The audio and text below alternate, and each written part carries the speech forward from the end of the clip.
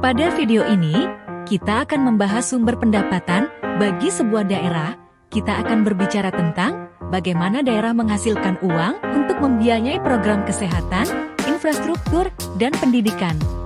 Nah, bagaimana daerah bisa menghasilkan uang?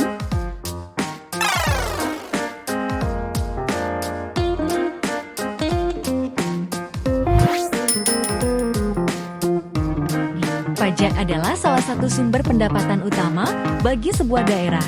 Ada banyak jenis pajak yang dapat dikenakan, seperti pajak penghasilan, pajak bumi dan bangunan, pajak kendaraan bermotor, dan pajak reklame. Dari pajak-pajak inilah, daerah bisa mengumpulkan uang.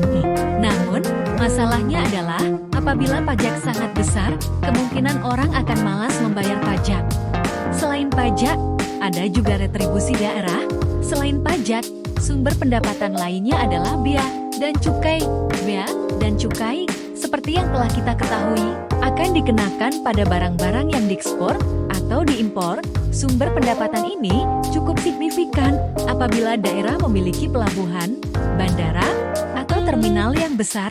Selain itu, adanya bea dan cukai ini memiliki efek negatif, yaitu dapat merusak ekonomi daerah yang bergantung pada impor. Masalah ini sangat kompleks, dan mungkin kita akan membahasnya lebih detail di video lain. Sumber pendapatan yang lainnya adalah investasi. Investasi dari pihak swasta atau asing dapat memajukan sebuah daerah. Investasi dapat membawa perubahan positif ke ekonomi dan infrastruktur sebuah daerah. Namun, apabila tidak diatur dengan baik, investasi juga bisa membawa masalah seperti kerusakan lingkungan dan ketidakadilan sosial. Sumber pendapatan terakhir adalah alokasi dana dari pemerintah pusat. Dana alokasi diberikan pada setiap daerah sebagai dukungan pemerintah pusat. Namun, terkadang alokasi dana yang diberikan tidak sebanding dengan kebutuhan daerah tersebut. Masalah ini dapat menyebabkan kurangnya pembiayaan untuk program-program penting di daerah.